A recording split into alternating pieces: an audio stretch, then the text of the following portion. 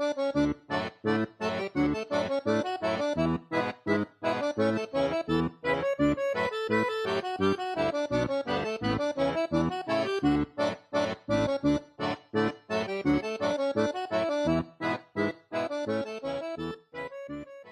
do we get the Japanese everything everywhere all at once? Oh, there's going to be a Japanese version. It's called anime. Korea's had its moment. Yeah. It is called anime. China's had its moment. Uh-huh. When's the Japanese time? Did I see Japan what miss you're saying. it because they're not a novelty?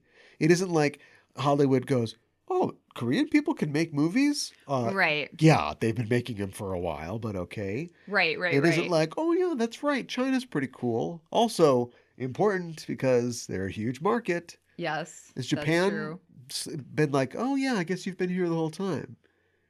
Because they have. They've already been here. They have been here the whole time. And they're already making movies that are based on Japanese movies, and they're like, I don't know, Bruce Willis in Last Man Standing, which is Yojimbo, but bad example. Yeah, I mean, like, Drive My Car was nominated, right? But are you saying like there has to be For international film. Ah, I see.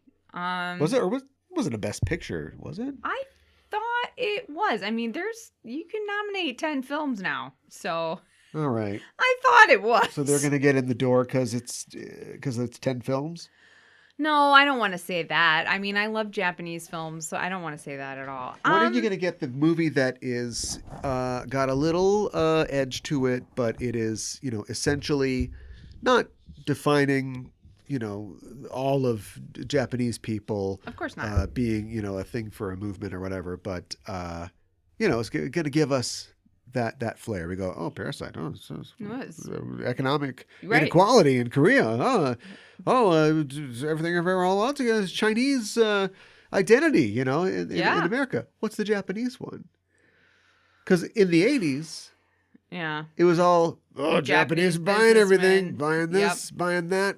They're going to take over the world. They're going to be the new superpower. What are we going to do? Burst their bubble. That's what we're going to do. Yeah, I know. That's really maybe when they finally get that Death Note. Remake, I've got an idea.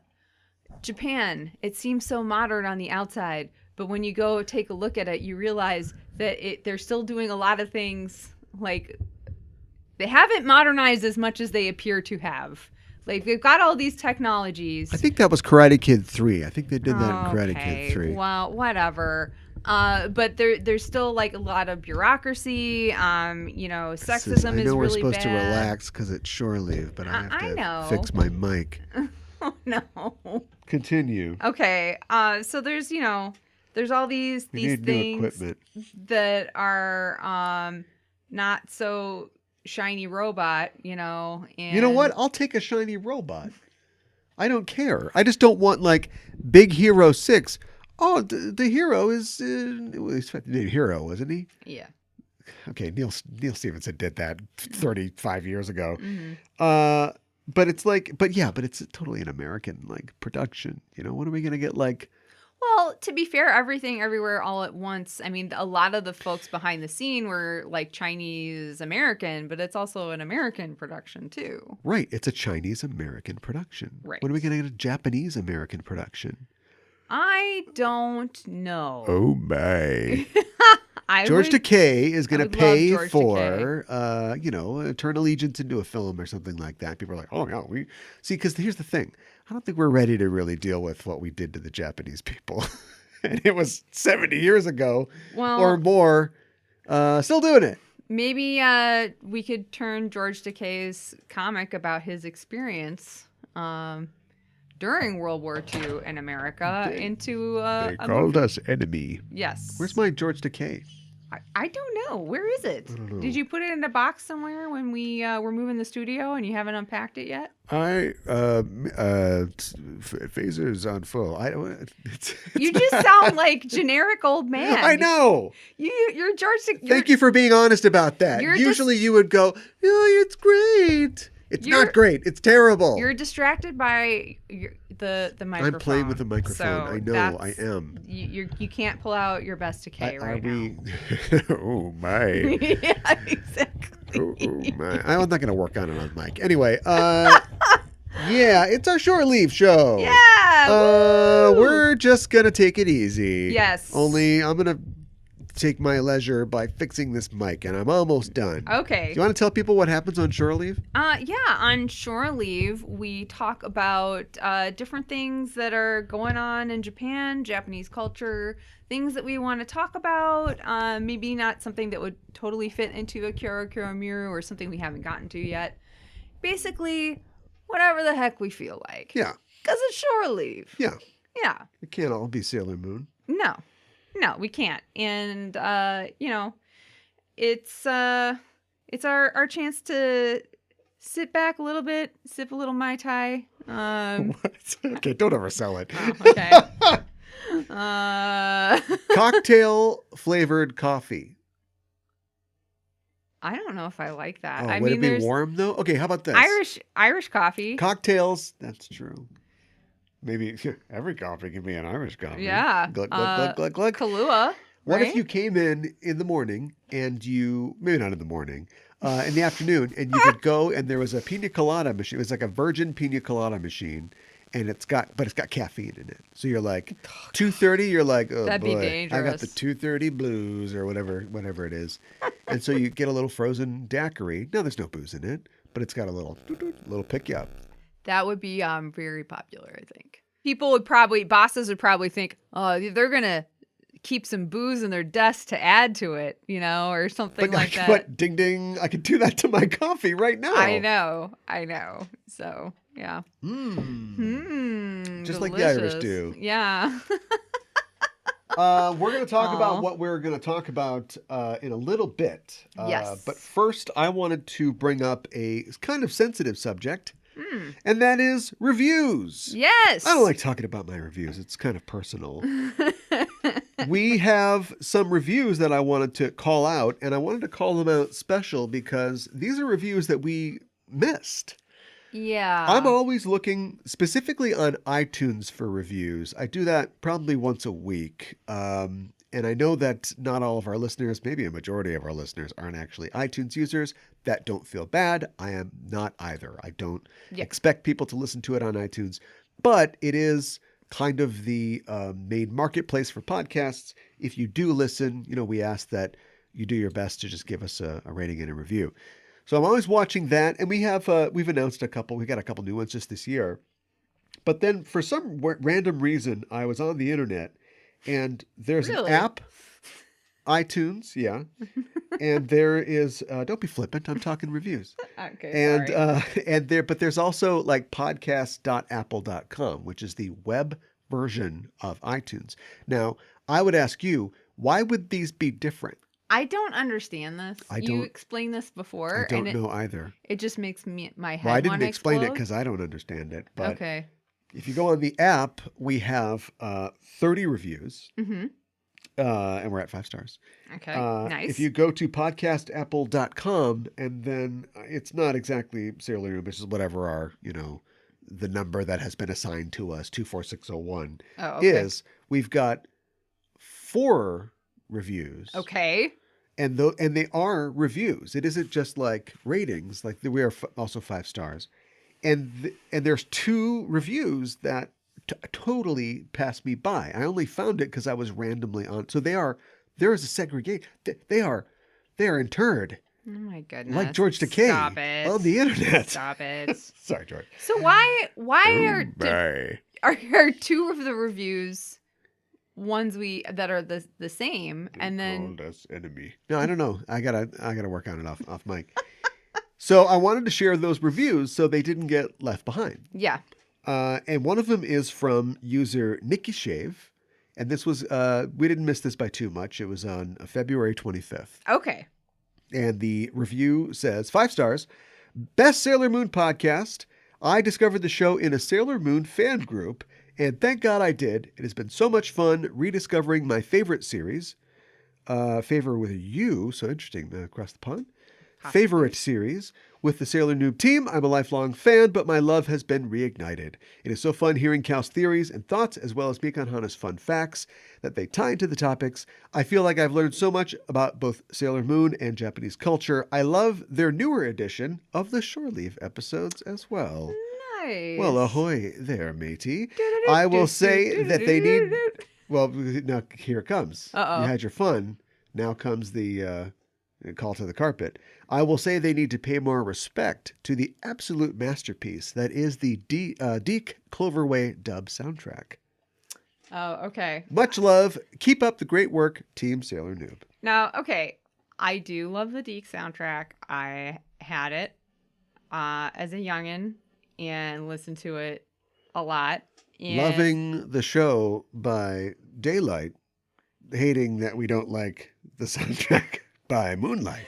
I mean, I like, okay. Never running from a chance to tell us, hey, respect it. The theme song is tight, okay? The English theme song, it's great. I don't want to lose Nikki Shave as a listener, but I don't respect songs that they have to cram words in order to fit the meter.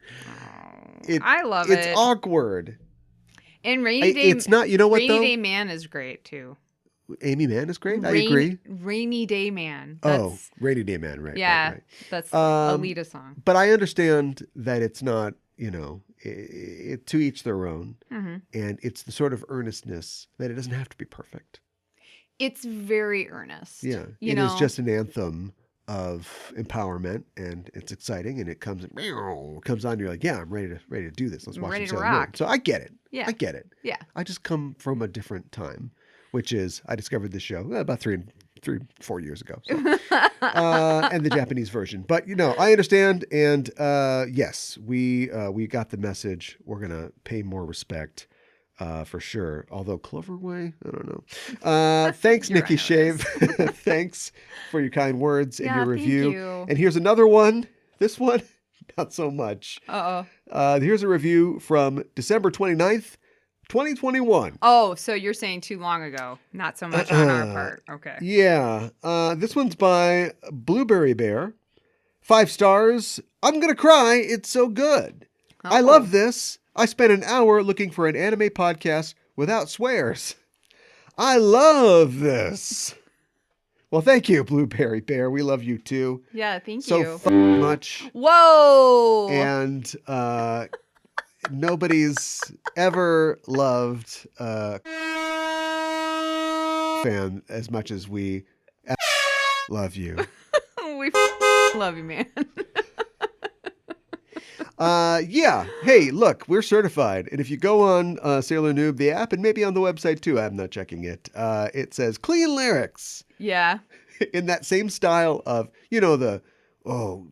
extreme lyrics or explicit lyrics. Oh, yes. The white and black sticker. Oh, I know that sticker. That's designed specifically to terrorize a parent in 1987. Yeah. Yeah. Yeah. It says clean lyrics. So if you didn't look too closely, you'd be like, who's running this Sailor Noob?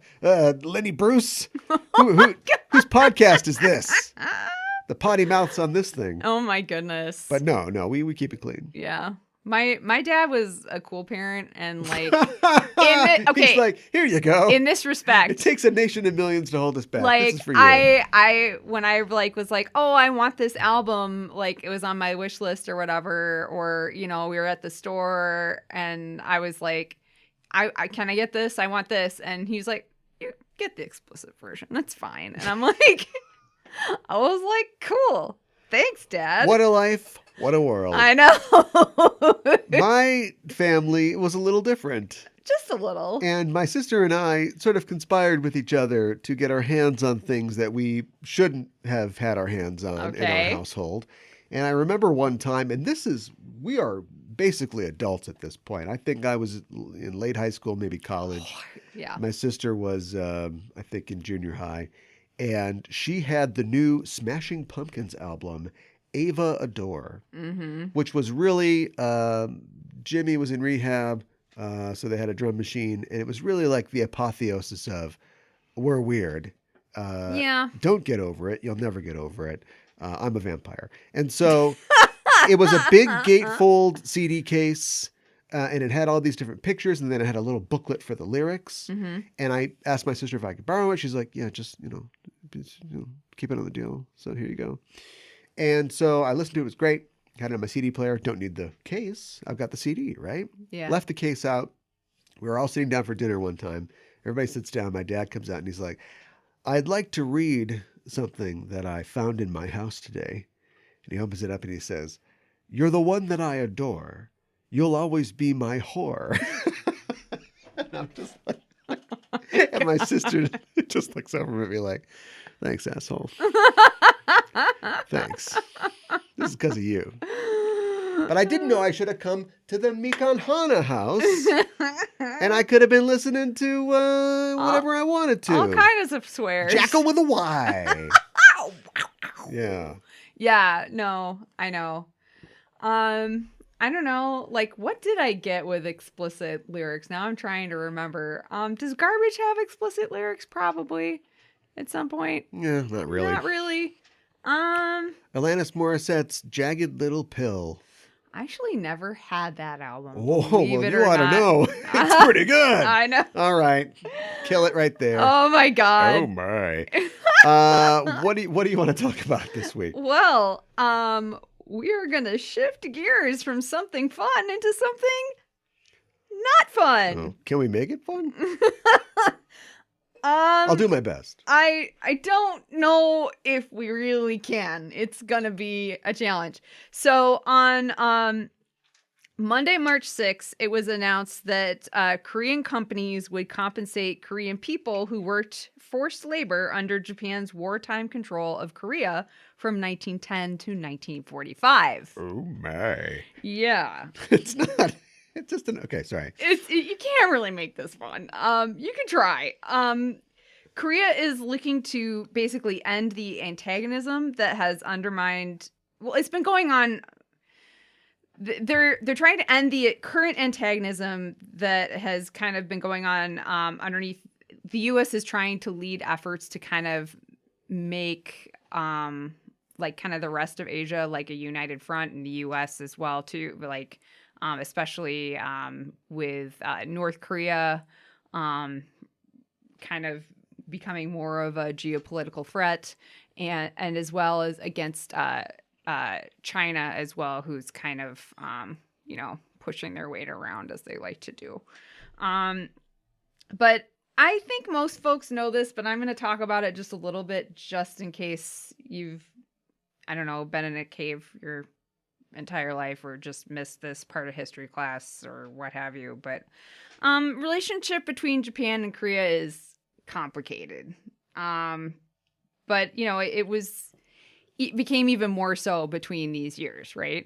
And after Japan won the Russo-Japanese War, the Japan-Korea Treaty of 1905 was agreed that Korea would become a colony of Japan. And then Japanese officials increasingly controlled the national government, but didn't have a lot of local presence. So, Koreans were not happy about this, but it was like, well, it's not affecting our daily lives so much. But because they didn't have as big of a presence locally, it kind of allowed anti-Japanese activism by Korean nationalists to grow. Basically between 1910 and 1945, more than 100,000 Koreans served in the Imperial Japanese Army. And of course, this was not voluntary. And approximately 200,000 Korean children, predominantly between the ages of 12 and 17, were forcibly sent to be comfort women at the war front lines to serve the Imperial Japanese Army as sex slaves. And the issue regarding comfort women has been a huge source of diplomatic tensions between Japan and Korea for decades. Around 150,000 Koreans were also forced to work in factories and mines in Japan in the war due to Japan's colonization of Korea. And when I first heard about this, I just thought it was gross, right? Like, I just was really appalled. Like Japan should be paying reparations to Korea. It shouldn't, Korea shouldn't be paying reparations to themselves, essentially. And President Joe Biden, who, his administration has been pressuring Japan and Korea to make peace with each other, called the announcement, quote, groundbreaking. And I do feel like it is groundbreaking, but not in a good way. It is just awful. But so under this plan, South Korean companies who benefited from a 1965 post-war treaty will pay donations to those who worked as forced labor or the families of those who worked as forced labor. Japanese companies will not be expected to make payments, but are welcome to donate. Oh, great. Yeah, you are welcome. I'm not happy about this. Leave a yen, take a yen. Yeah, right. Yeah, chip in. And of course, Japan is very supportive of this, because of course they are. And relations between the two countries got worse in 2018 when South Korea's Supreme Court ordered Japanese companies to pay reparations to former forced laborers. 15 South Koreans won such cases, but none of them have been compensated. And as of today, only 3 of the plaintiffs are still alive. Because you have to remember, we're talking about World War II and before that. So a lot of these people are very elderly. Enough fish oil in the world to keep you alive. No. To see Japan pay you back. I know, right? And the companies refuse to do it. This is all complicated stuff. It's incredibly complicated. We are neither complicated. Historians nor diplomats nor even economic experts, but South Korea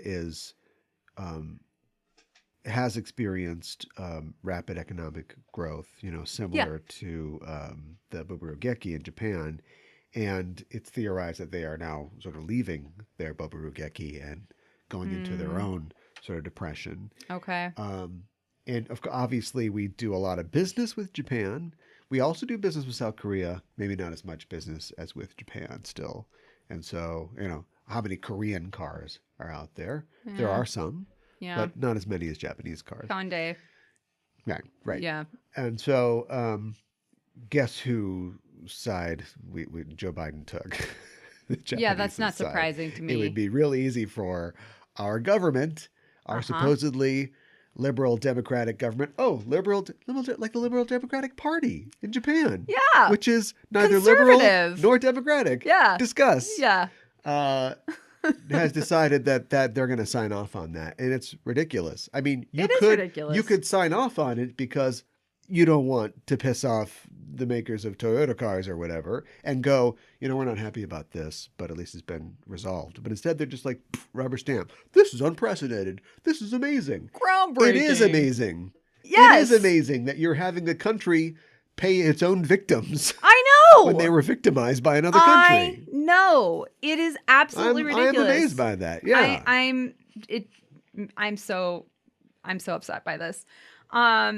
Mitsubishi and Nippon Steel were among the companies who were ordered by the South Korean Supreme Court to pay reparations in 2018. And they wouldn't comment on this new plan, but both referring to previous statements that the issue of wartime compensation was previously dealt with the 1965 treaty. The treaty included reparations package of about $800 million in grants and small loans. And so basically Japan is saying that all these claims, relating to this period between 1910 and 1945 in South Korea, they're done. Their ledger is clean. Yeah. And of course, South Korea doesn't agree with that. Completely understandable. And shockingly, I am just absolutely shocked by this. This new plan for South Korea to pay its own victims back has sparked protests and demonstrations in South Korea. Yeah. And South Korea's main opposition Democratic Party leader, Lee Jae-myung, I hope I'm pronouncing that name right, I'm probably not, called the deal, quote, the biggest humiliation and stain in diplomatic history, which I don't know if that's, I mean, it's up there. It's definitely up there. Neville Chamberlain is in the chat. Okay. But I suppose that's all part of the same argument. Yeah. Yeah, it is pretty shameful. And, you know, it's always going to get, you ever go out to lunch with a friend and they go, I'll Venmo you later.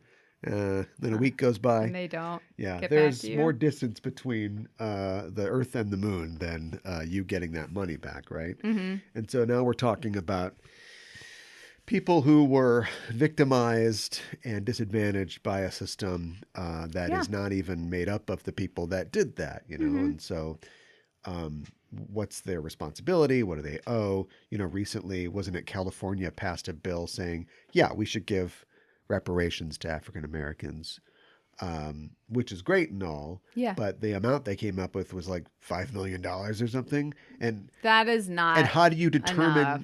Yeah, $5 million for however many people, Right. I guess, are in California. How do you determine how much it should be? Some economists were saying it should be upwards of $800 billion. Probably. And so California can't pay $800 billion. And, you know, we talk about things like, you know, systemic discrimination and disadvantage. And, you know, I agree that it's a little rough to just ask.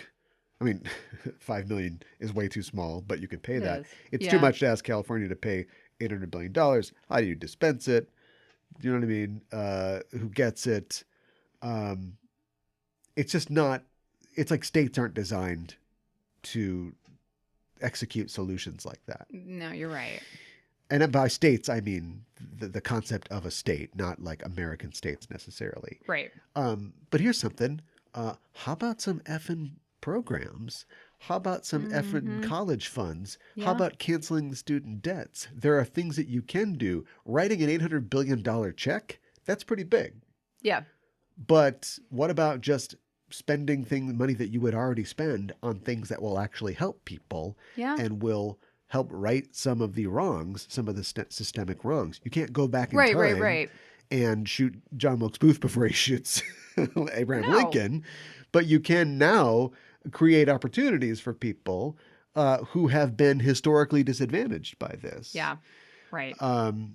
You know, it's like when we got like our COVID checks or whatever. It's all well and good, but there's no way that like $600 or whatever it is can compensate for the 2 years of work that I've lost, of opportunities that I've lost out on. And let's just make it personal. For me, like, you know, we didn't get to go to any of the events that we were going to go to where we make connections and we sell stuff and we make money. And so that doesn't compensate me at all. Right. And I'm a very small business owner. Yeah. And so that doesn't even count just like the families who their kids are in school and they have to spend money to take care of the kids and feed them and do all this stuff. And so there's just no, like, I see both sides of this, but asking the victimized to clean up, you know, after I'm gonna wreck your house and you're gonna clean it up. Yeah, exactly, and you're gonna pay for it. Yeah, it's just unreasonable. It's very unreasonable, and the thing,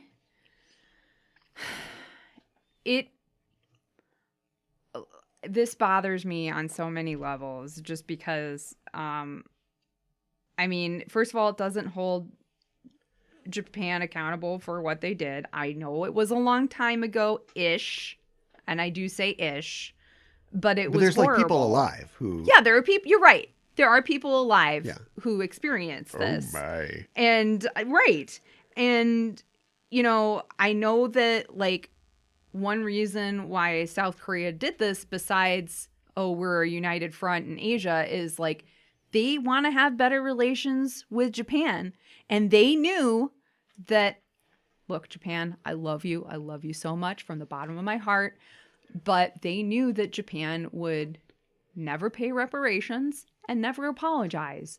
Not really, anyways. Yeah. They haven't significantly done that. They haven't.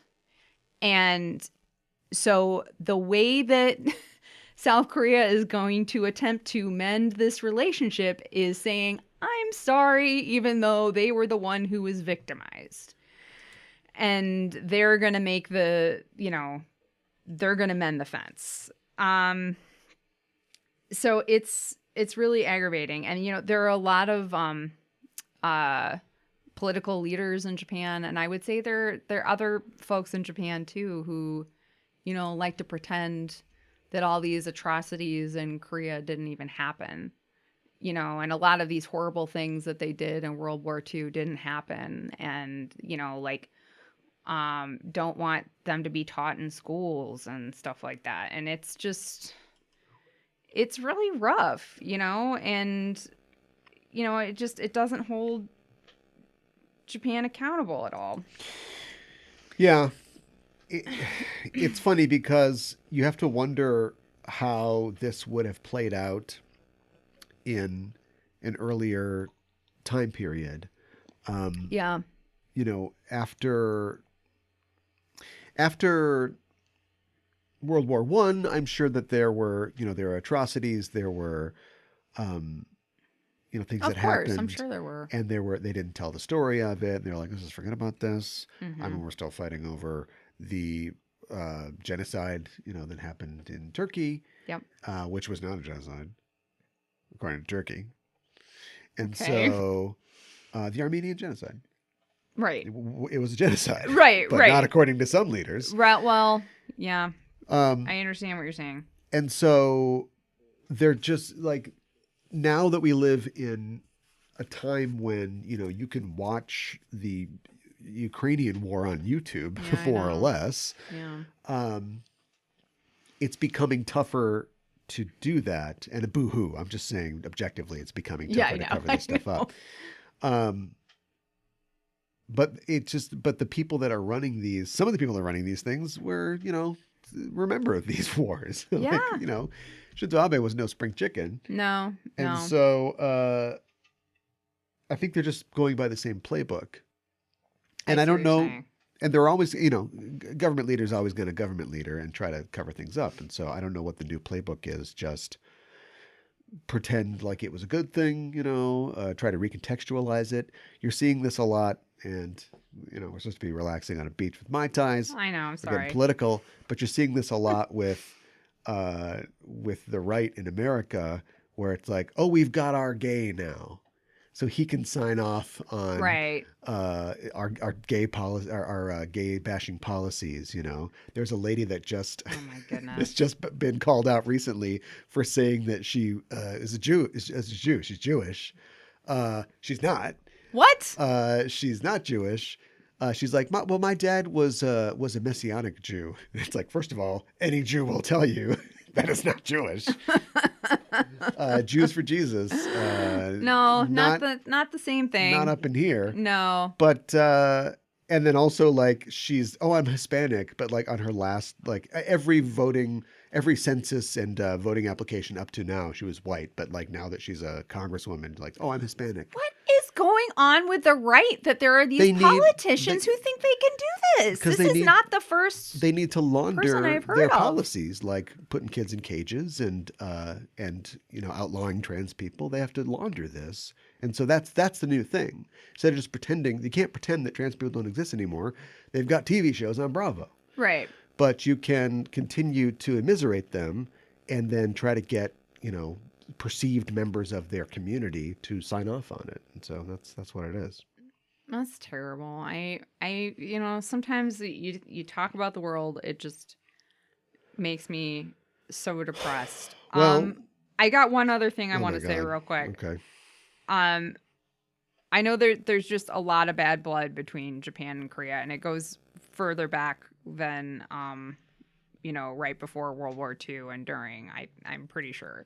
Actually, I know it does. But for whatever reason, and like for a while, you know, a lot of stuff came from mainland Asia, from Korea to Japan. I mean, sometimes by way of China, Korea, Japan, but sometimes, you know, directly from Korea. And like, I mean, I know China, you know, China is very ancient, it's very big, but there's way more respect, even though there has been some disrespect in the past too, but there is way more respect overall with the relationship between China and Japan than there ever has been with Korea and Japan. And I don't completely understand why that is. I know from what I've read, you know, Japan had just won the Russo-Japanese War, which that was a big deal, them beating Russia.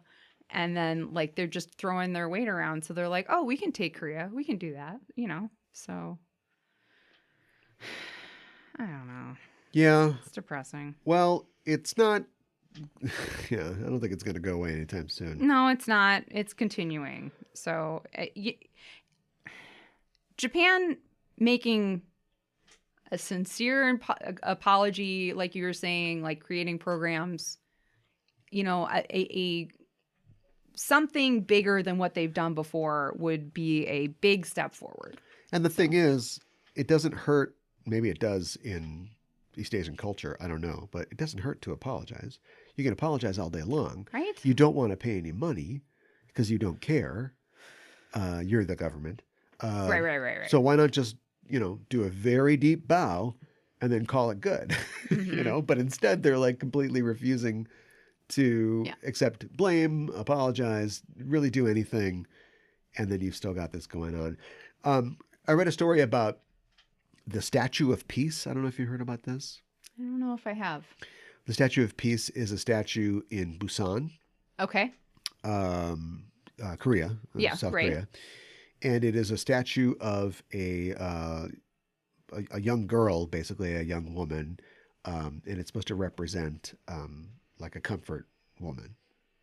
Okay. And she's sitting in a chair, and there's all these things that are symbolic that I don't really get because I'm not from that culture, but you can see an article that will explain it to you. Okay. And this was erected in like 2011, and it's like been a huge controversy. There's been protesters, it's like a civil group, you know, to put it up. And there's been controversies and protests around it, and it's like sunk a couple trade deals between the two countries because even now the Japanese can't even go, well, that was my dad. Like, I'm different. Right. Case, it was his dad. Right. They can't even do that. Like, they still have to be like, nope, not me. Yeah. Wasn't us. Yeah. Wasn't me. Well, and I mean, I get like having a statue for peace. That's great. But like, I don't know. It's rough, right? Like, I don't want to forget about the comfort woman. I do not want to do that. But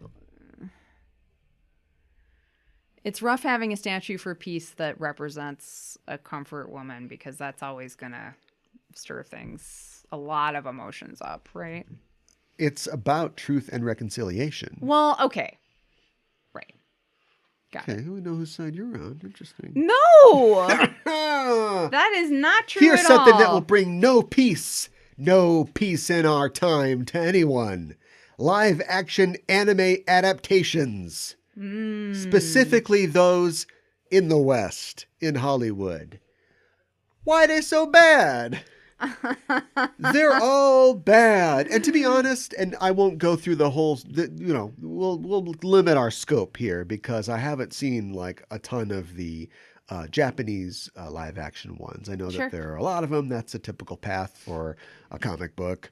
They figured that out way before us. And so there's plenty of live action Japanese stuff. I'm talking mostly about Western Hollywood ones. Right. Why are they so bad? Recently, I watched Alita Battle Angel for I saw it like 3 times in theaters. I think it's okay. Yeah. But it's okay. But it's part of the problem.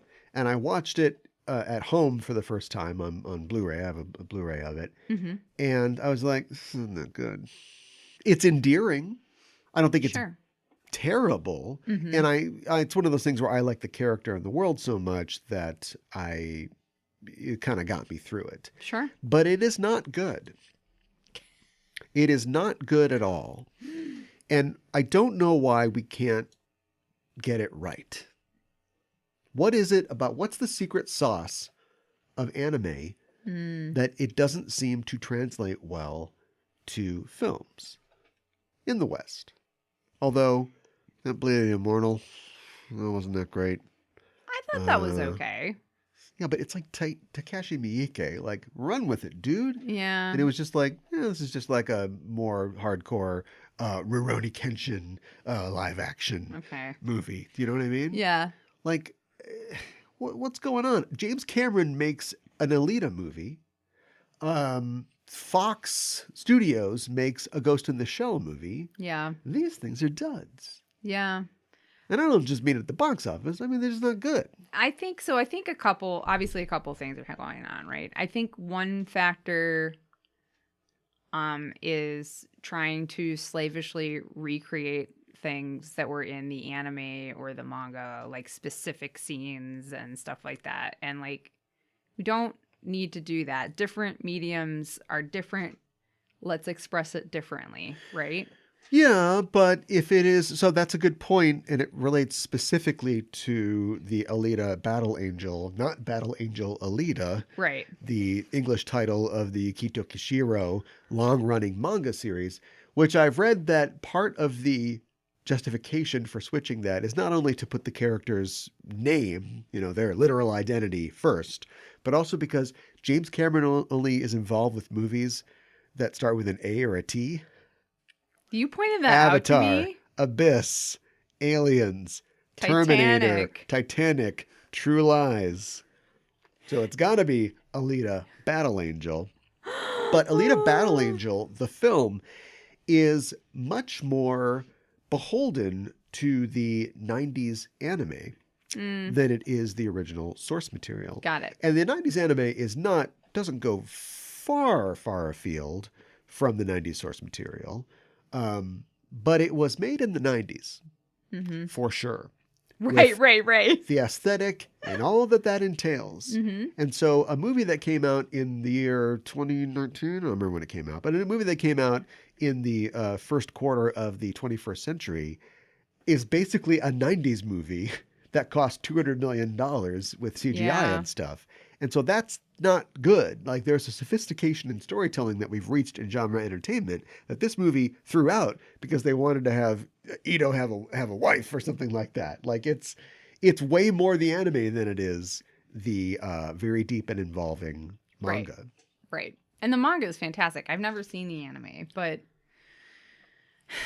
yeah, I think that too, like, maybe when like we try to westernize some of these things, they're like, oh, this is a cartoon, it's wacky and it's out there, so we'll make these, your expressions need to be big and huge. And it's like, no. Well, Alita didn't have that problem. Well, Alita doesn't have that problem. You're right. Everybody is way underplaying everything. Yeah. Which is too bad because Mahershala Ali can really go nuts on a dude if he wants to. And yet he's, half the time he's playing the character of Nova because he's being controlled by Nova. And Nova is literally the Joker in anime or in manga. And instead they get, spoiler alert, Edward Norton to play him. And Edward Norton is like, oh, I'm Edward Norton. So it's like, what are you doing? You're taking like one of the most bombastic, like crazy, wacky characters in manga. And you're just like, oh, yes, I'm just Edward Norton. Oh, yes. Yes. And then all the characters have to like play him when they're being possessed by him. And so they're all just like, yes, well, I'm the bad guy. I'm going to win. Nobody likes that. It's not interesting. No, it's not. Yeah, it's not dynamic enough. It's interesting because, Cameron didn't direct it. Right. Because he was, busy driving submarines. Yes. But he did basically write the script. And he's never really adapted anything before, has he? I don't think he really has. No, everything that we just named, they're not adaptations.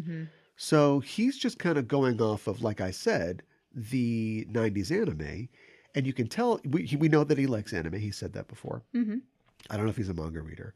But he basically stole Battle Angel Alita lock, stock, and barrel for his series, Dark Angel. Yeah. Anybody remember Dark Angel? I never saw Dark Angel. I never really saw it either. Yeah, but Jessica Alba is, right. a mutant cyborg or something like that in a cyberpunk future. She's got a heart of gold, but don't mess with her because she'll mess you up pretty good. Right. And it's like, okay, well, it's just Battle Angel Alita. Also, you got Angel in the title. Dickhead. That's on purpose. Yeah. Scratch the serial numbers all the way off. Yeah, right. But I mean, like, it should work. You've got a character that is, Marvel's proved you can do comic movies. You got to do them right, though. You got to take the material seriously. And you've got a character that is, a great main character. It's got a deep lore. It's got giant robots. It's got kung fu. It's got everything you want. Yes. Now, this was a big swing for, I think it was Fox, wasn't it? It was like one of Fox's last movies. I think it was. Yes, it is, because it's 20th Century Fox, but then it's like 26th Century Fox. It's like, what are you doing? They did that at the beginning. And so they spent like $200 million on it. But I think that Dark Angel shows on a TV budget, you can do something comparable. So you can be as flashy as you want. You can be as circumspect as you want. Mm-hmm. All you have to do is just have a guy with robot arms that look kind of good. You don't need to take Australian rapper Ed Skrein or whatever and then give him a total cyber body. He can wear a cloak. No. You could save money. Yeah. That's not the problem. Mm-hmm. The problem is in the adaptation of the story. Yes. The themes that it has, and bringing the characters to light in a form that we recognize, but isn't necessarily slavish to the thing. Right. Poor Christoph Waltz. Christoph Waltz didn't want to do Django Unchained because he just got done playing a Nazi, a bad guy, and won an Oscar. And he thought Quentin Tarantino was going to make me be another bad guy. I'm going to be some terrible guy. So he didn't want to do it. Quentin Tarantino said, "You're like the best guy in the movie. You're like the nicest guy. You're like one of the heroes of the film." And he's like, "Yes, but also I don't want to just have a thing where I'm just one note and talking all the time." And he's like, "You can just be yourself. It'll be the easiest role in the world. Just be warm, be you. It's a great story." And so he did it. Boom, another Oscar. Mm-hmm. Then he does Alita Battle Angel, and he's like, "I am the guy that explains everything in the world to you. I know. Alita, you must do this, you must do that." This poor guy. He doesn't even get like a robo face or something like that. He's just hanging out the whole time. Nothing cool. I know. I think so. If we could talk about live action series a little bit too. Okay. We will in 1 second. Oh, okay. Because I'm going to wrap this up. I'm going to button this up. So the problem is, well, it leads into what you want to talk about. It's scope, right? Not the mouthwash. The size of it. Because what do? So Alita basically ended up trying to tell the first half of the manga in one movie and then said, "Give us another movie and we'll see." Because no more Fox. So we'll see what happens. And so that's a problem. Also, there are very specific things that a manga can do, which is basically literally anything. Mm-hmm. And you and I have talked before on Animatification and also on Sailor Noob about how, I don't know how this works. I think in like the West, you're like, how do I write a book that's exactly like every other book that's on the stands right now? Yeah, so a publishing company will give me a deal and I can get a book out there. Whereas like mangaka are like, I'm insane. And I live in a basement. And they're going to pay me to put my insane thoughts onto a piece of paper with some cool drawings. Yeah. And then you get like, let's have a manga where it's just people shouting word puzzles at each other, you know? Well, let's have a manga where, I can't remember the guy's name, but the guy that does Death Note is like, libertarian much? Like, that guy does not like criminals, you know, and he wants them to die. Like, I think that Light Kagami is a mouthpiece for him. Yeah, possibly. You know, those are his views on crime and punishment. Which is a little terrifying, to say the least. And the world of Hollywood will strip all of that out if it can. Yeah. And, you know, those elements, it's James Cameron, he can kind of do what he wants. Those elements are kind of in Alita, but Alita is a story about an underclass and about what people do and what happens when they are discarded like trash, like she's found in a trash pile in the beginning of the movie. Mm-hmm. And, you know, how people like that are still exceptional, the lengths that they will go to get what they want and still, you know, rise above other people. That's a little libertarian, but whatever, it doesn't matter. She's got a cool robot body. Right. And so, like, that's barely there. Now, if you look at Ghost in the Shell, that is 100%. And again, I'm sure I'm Masamune is a weird guy too, but that's 100%. Yes, they're cops, but they like know that their job sucks. And often they find themselves in positions where it's like, geez, like, we're not the people that are supposed to deal with this. There's no good answer to this. We're just going to shoot the guys, you know, who are pointing guns at us and then hope everything works out. Yeah, right. And that series is as much about the kind of diplomatic snafus that happen between Korea and Japan than it is about greasy butts and jumping out of robots. Right, but you would strip all of that out because we just want to see greasy butts. Well, or ScarJo, you know, jump off a building and then add a subplot about how, like, I've got to find the real me. Which was manga lame. Kusanagi does not care about that at all. No. She does not care at all about that. She's very... Until the second volume. Yeah, she doesn't care about it at all. So anyway, my review of Alita Battle Angel, 3.5 stars. Rosa Salazar is probably the best thing to come out of that. Oh, yeah, I love Rosa Salazar. And I hope she's getting more work. I haven't seen her in a while. Yeah. We'll see. What was that TV show we were watching with her? Brand new cherry flavor. Not good. It was not good. I was very hopeful. I'll give it this. Early on. They were going for something. They were really going for it. It just didn't land it. Okay, let's talk about what you're kind of talking about, which is here's the problem with making a 2.5 hour movie. We've got a whole TV show to adapt, or we've got a whole 38 volume manga to adapt. How do we even do that? Right. Well, I guess I wanted to bring up Cowboy Bebop specifically. I think you've got some views on this. I think it should be disqualified simply because it's Netflix. We're not talking about Death Note. Well, Death Note's bad too. I don't feel like they got the characters. You know, that's what really bothers me about that one in particular. And I think that is a problem with a lot of these adaptations. It was so important to them to sell John Cho's Spike as a badass. But this guy is a badass. He used to be... Can I spoil it? You just go la-la for a little bit if you don't want Netflix Cowboy Bebop spoil. The most... worthless spoiler in the world. It will not change your life at all. But he shot a kid. They had to give him a backstory. Why did Spike leave the outfit? In the cartoon? I don't know. Because he fought with Vicious and the life got too much for him and it doesn't really matter. But it's like he was a total badass. He's moving up in the organization. Then he accidentally, I think on purpose, like shoots a kid. And he's like, I can't live this life anymore. And so he leaves. So now you have to redeem a character who shot a kid over the course of 10 episodes or whatever. Right. Good luck with that. Yeah. And it was just effortless. We knew that he was a cool jerk, buffoon character in who's the anime, very skilled. Yeah. And we never questioned it because he's just he acts cool. He is lackadaisical. He is zen. Yeah. He's zen and he's just both in the fact that he has studied like zen and he meditates and stuff, but also because he has a crappy life, but generally he's very sanguine about that. And so we admire that. Whereas we also like Jet because he's responsible and he's noble, but he's always like, Spike, I gotta do this. He's always trying to like pay the bills and he's always harried. And so that's sort of endearing.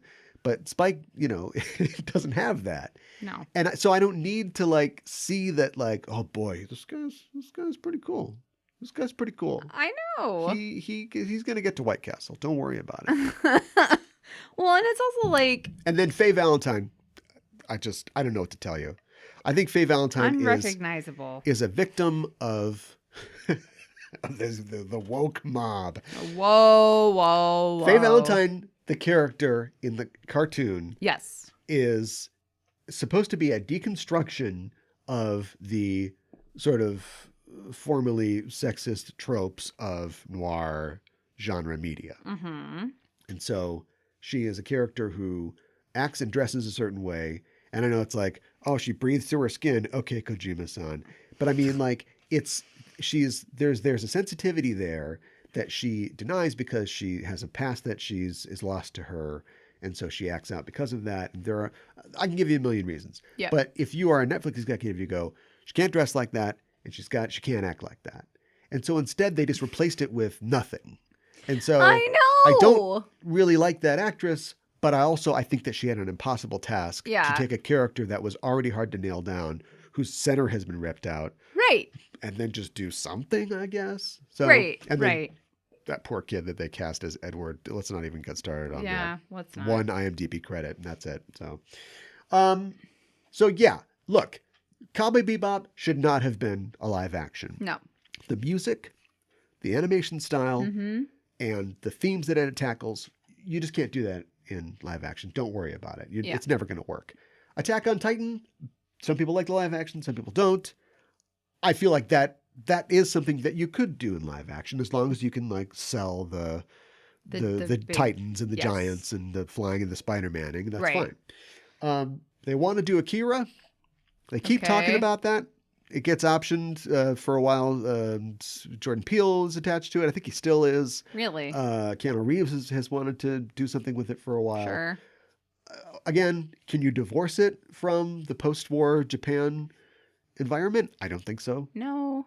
Would it make any sense? So how would they even... Okay. Pitch it to me. How would you westernize Akira? How? You're saying like, how? Show me the best way to cut your own arm off. And I'm like, well, first you take a saw. I have to westernize it. Mm-hmm. Okay. So 9/11 happened.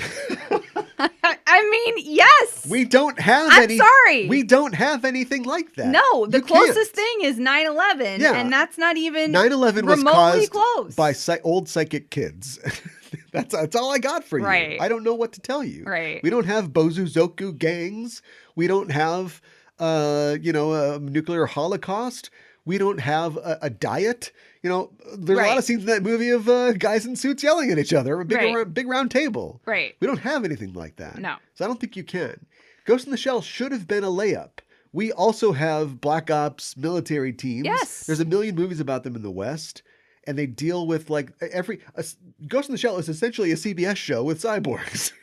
I think that should have been a layup. Yeah. Robotech. Mm-hmm. Robotech is technically a Western thing already. Because it's just a cartoon that a white guy rewrote. Yeah. So they are working on a Robotech movie. Unfortunately, I think it's the long-bearded sad boy who did the Godzilla movie. Please don't criticize his movies. He'll cry. Oh, no. Okay. So I don't know. What should work? Listen to me here. Okay. Harem animes should work. They should. Uh-huh. You got a guy. Uh-huh. You cast some sexy ladies. Yeah. I'm thinking of that Zemeckis film with Steve Carell, but not that. But that was basically that. I don't know if I can... It doesn't have to be overtly sexual, uh-huh. but it's a character drama. We don't put drama and comedy together really well. I don't think. In the same way that an anime can turn on a dime like that. Yes. But like that could work. A romance anime could work. That could work. Yeah, romance anime could work really well. We got a ton of high school shows. Yes. What about high school animes? Yes. High school animes would be super easy. The best thing I can think of, we talked about Cowboy Bebop. There's no point in mentioning Dragon Ball Evolution. Speed Racer's an outlier. It's got its proponents. It's got its detractors. Edge of Tomorrow is probably the best thing I can think of. And that was a light novel. There was a manga version of it. Yeah. I mean, Edge of Tomorrow is probably the best, even remotely close adaptation of what we're talking about. Because they took it all seriously. Yeah. Do we really want Tom Cruise to get shot in the face this many times? Tom Cruise, for all his detractors, was like, yes, shoot me. Yes, shoot me in the face. Shoot me in the face 100 times. He's like, fine, do it. Yeah. And so it worked. He just transplanted it to Europe, and it works. Yeah, and I think it worked really well. So here's my top 5, maybe 6. Okay. Animes that I think, if they take it seriously, could work. Okay. Number 1. Mm-hmm. Serial Experiments Lane. Now listen to me. Yes. You give this Stay with me. Kind of a CW vibe. Oh my God. You're probably going to have to age Lane up a little bit. That's fine. Mm-hmm. Can she still wear the bear suit? It wouldn't really make a lot of sense, but we'll make it cute. She'll wear the bear suit. Okay. And you do it, and it could be cheap as hell because you don't have to, you're going to need some kind of weird CGI, but you don't have to go crazy. The only problem is that it's so stuck in the 90s and the 90s view of the computers that you either have to do it as a period piece or you have to find some new paradigm. Is it like Chat GPT or whatever? Is it like the apps and the way that we interact with computers now? But it is weird enough. I'm not saying that these would be successful commercially. I think critically they could be successful, which is, nobody cares. Everybody's turned off now. But you could do it in the same way. It is strange enough, and it is character-centered enough, the parts that make sense, that you could fill in whatever other BS that you'd want, I can't even tell you what happens. I'd have to watch the series again. It's very confusing. But it's about a girl who finds the fullest expression of herself through this technology. Yeah. And the shadowy forces that are trying to stop her or help her. Who knows? You could do that. I think you could too. Speaking of confusing, Paranoia Agent. Oh my goodness. Paranoia Agent is perfect, right? I don't know if have I seen this? Haven't you? I don't know if I have. Paranoia Agent is about, there's this kid named Little Slugger. I don't think I've seen this. And he hits you with a bat. Okay. And it is basically just, it's like 20 different, I don't know however many episodes there are. It's like 20 different, like, small stories. Okay. So it's like vignettes. It's like episodic. Sure. And it's like the Twilight Zone. Mm-hmm. And the uniting factor in all these stories is this little kid named Little Slugger. Okay. Who it may or may not exist. And each one of them is attacked by Little Slugger. When they get to their lowest point. Something's going on in their lives. They're all different people. Some of them are good. Some of them are craven and bad. And they're all affected in a certain way. And the stories all kind of intertwine. Okay. Yeah, that's This could be a great cable show. Sure. That kind of thing where like, yeah, it's not for everybody. It's kind of slow, but like this would be an HBO show for sure. Yeah, yeah. As long as a reviewer could watch the entire thing at once and then tell you, definitely sit through the whole thing. Right. You could do it. And it would cost nothing because it's just regular people in clothes and sure. In houses or whatever. Well, that's people Slam dunk. Oh yeah, slam dunk for sure. We've already got sports movies. We've already got sports shows. Where's Slam Dunk? Great question. You got a ragtag team of people.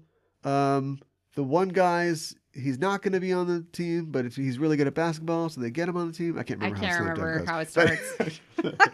Look, I don't have a great pitch for this one. I'm just saying we've already got it. Yes. All the sports parts of Riverdale into one show, but it's funny. Slam Dunk. Yeah, I 100% agree with that. Here's my next one. Yeah. Mushishi. Yeah.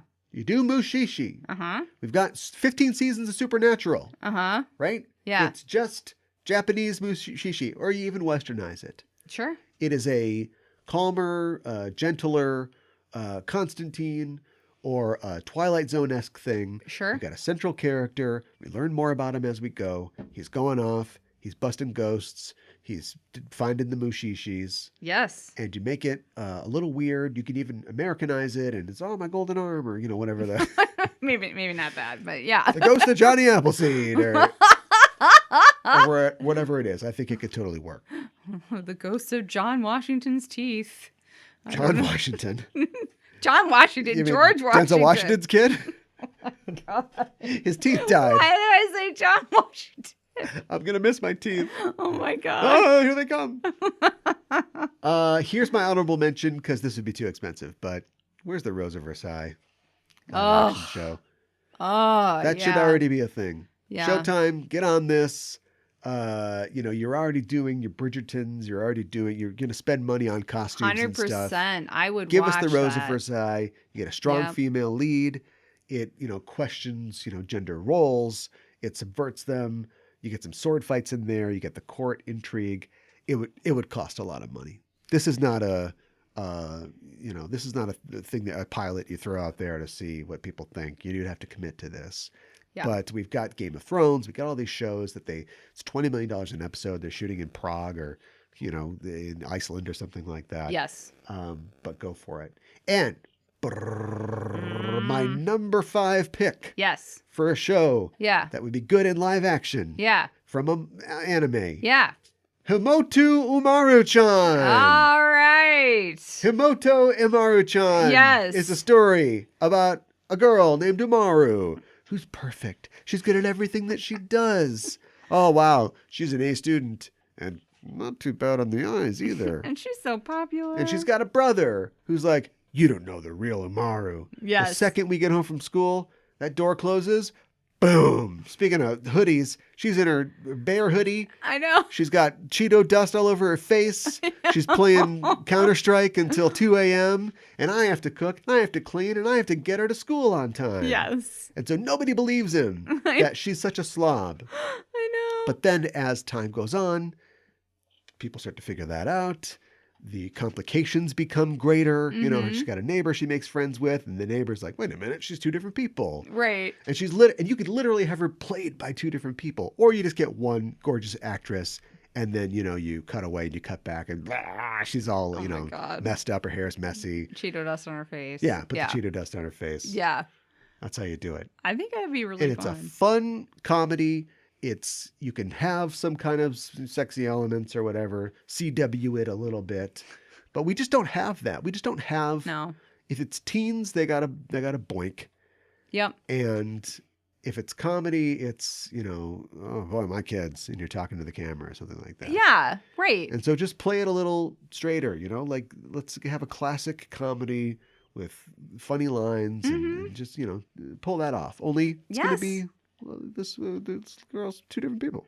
I love that weird. idea. Yeah, and the finale, the big season ender is you go to the dance, but she's the wrong one. And she's the queen. Oh, she comes out in elephant slippers. She's gotta get people to accept her for who she is. Oh my gosh, that's my idea. But other than that, I don't know, man. I don't know why we can't get it right. I don't know. It's like you think it wouldn't be that hard, Is it the hair? Is it having green hair? It shouldn't be. It's like, oh, well, we got to do this way over the top because that's how it's done. Yeah. Woo! Even Alita is like, we'll give her big eyes. It's like, okay, but like she doesn't have to have big eyes. No. This is like an Avatar choice. Yeah. Like, was he testing out technology for the next movie? Maybe. Because you can nobody else. Well, actually, that's not true. Michelle Rodriguez is in it for like 30 seconds as her other friend, and she's got big eyes too. But it's a weird choice. And spoiler, she's from Mars, so maybe the Martians have big eyes. There's a couple other characters that are cyborg characters that also have weird faces, but even like Jackie Earle Haley, who plays the big robot murderer in the thing, has just a normal face. He's got a weird robot body and he's got a normal face. Right. But she's got the big eyes. Yeah, it's weird. Yeah. It's distracting. Well, you forget about it. A little bit. It's like Avatar. You forget about it and you just enjoy the movie. But you do. But then you think like, why did they make that just such a weird choice? It is a weird choice.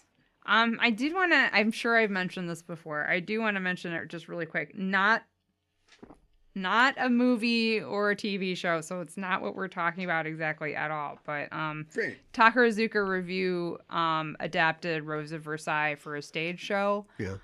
One of their most popular shows. They've done it a number of times.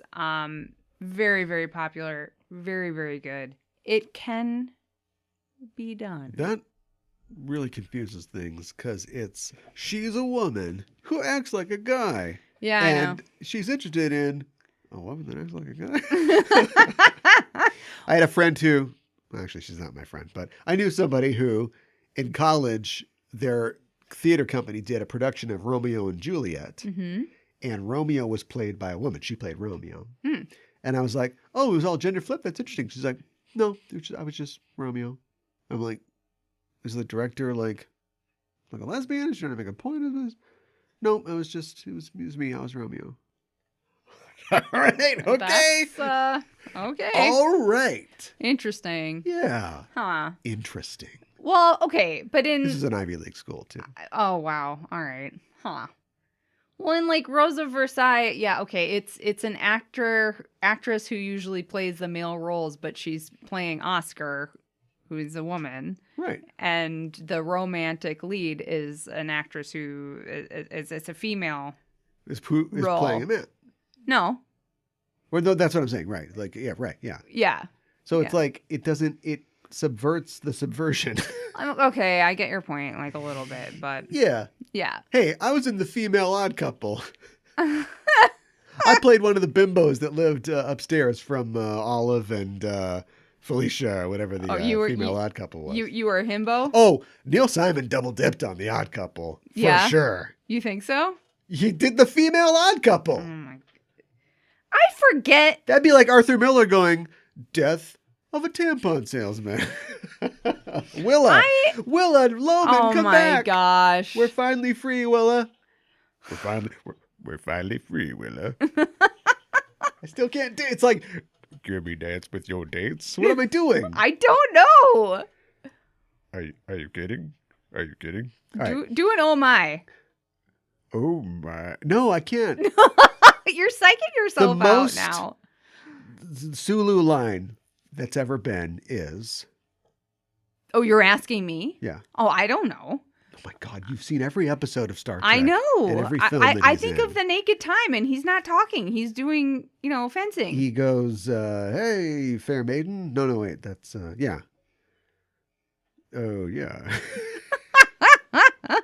Or actually, Futurama's probably got better George Takei lines. It probably does, to be fair. Yeah.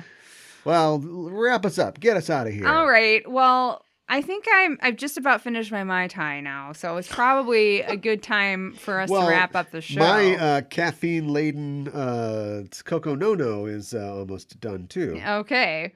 Well, I almost feel like, you remember on like Craig Ferguson, like what did we learn on the show tonight, Craig? I do. Yeah. I feel like we should talk about what we learned on our show tonight. Oh my God. I think we learned that you shouldn't pay for your own reparations, and doing westernizing live action anime, we can't do it. I think we should make Korea pay for live action anime adaptations. Oh my God, you combined them. And Japan should apologize for what they did. I don't have a joke. Yeah. There's no joke. Yeah, no, I 100% agree with that. Little slugger should hit everybody in the head. Yeah. That's what they should do. I think so.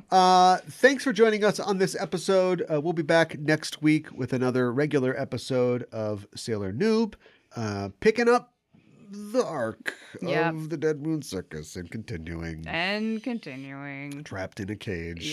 Like these lions. But we'll keep doing it. In the meantime, you can join us on social media if you haven't already. Go to Twitter, Instagram, all those places, and search for noob_sailor or Sailor Noob. We'll be there. Also, I kind of got my mic figured out, but if you want to help me get a new mic stand, go to patreon.com/Sailor Noob. And become a patron essentially with us today. Get access to new content, other podcasts, and one that is almost wrapping up. I know. We're not going to do that thing where we put it back in the Disney vault. It'll stay up on the Patreon. Right. We're almost done talking about the entirety of the live action adaptation, Pretty Guardian Sailor Moon. We didn't even mention that once. Amazing. Just about perfect. Yeah. But it's almost over. And we'll be starting a new podcast after that to be revealed shortly. So if you want to get in on all that, go to patreon.com/Sailor Noob and join up today. And if that's too much for you, let's say that you're not a joiner, but you still want to help us out, get me a new mic stand, go to ko-fi.com/JustEnoughTrope. That's our coffee page where you can put a little something in the jar and say, I see you, Jake Sully. Oh my God. Or whatever it is. I see you, Alita. I know you see me. Oh my God. There's no question about that. You see the other side of the world with those eyes. Your big eyes. But yeah, we appreciate every little bit helps, and we're on the air because of you. So we appreciate that. ko-fi.com/JustEnoughTrope. I'm handing it to you. Like, you're handing it to me. Close it off, I guess. Okay. All right.